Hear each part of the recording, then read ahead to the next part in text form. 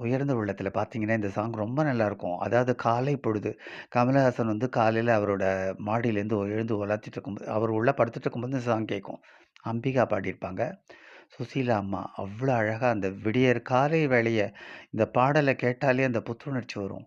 காலை தென்றல் ஆடும் தென்றல் பாடும் பொது ராகம் நாளும் பொது ராகம் பறப்பது ம், சிறகுகள் தோன்றும் காலை தென்றல் பாடும் தென்றல் பாடும் பொது ராகம் நாளும் பொது ராகம்.